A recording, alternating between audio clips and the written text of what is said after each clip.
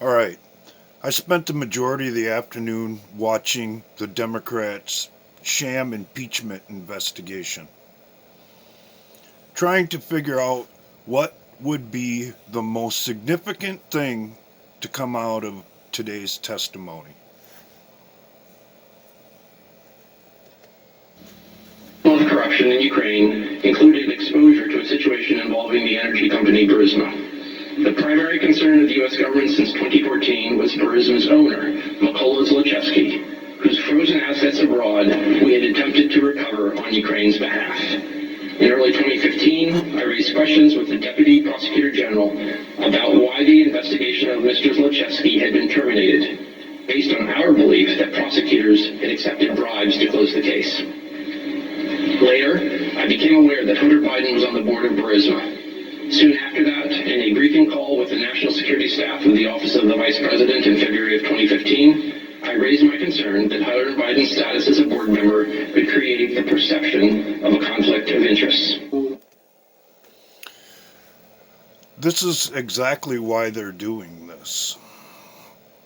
To try and deflect the American public's interest from the real story by doing what they always do, accusing the other guy of what they have done themselves. And the Biden's influence or involvement in Ukraine barely even scratches the surface on this. There are so many rats on this sinking ship, one could hardly count them all. But through their own arrogance and their own words, they are exposing themselves along the way. Our team or others to convincing that we should be providing for loan guarantees. And I went over, I guess, the 12th, 13th time to Kiev, and I was supposed to announce that there was another $1 billion loan guarantee. And I had gotten a commitment from Poroshenko and from Yatsenyuk that they would take action against the state prosecutor, and they didn't. So they said they were walking out the press conference. I said, no, I'm not going to, we're not going to give you the $1 billion. They said, you have no authority. You're not the president. The president said. I said, call him. I said, I'm telling you, you're not getting $1 billion.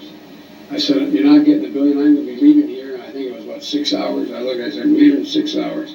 If the prosecutor's not fired, you're not getting the money. Oh, son of a bitch. Got fired. And they put in place someone who was solid.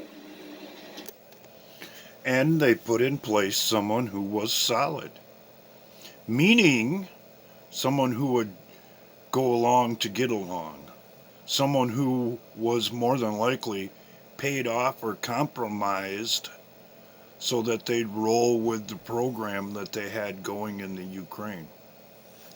That's what this impeachment investigation is all about. And the same old tactics are being used as were used in the Russia investigation. We're going to blame the other guy for what we have done ourselves.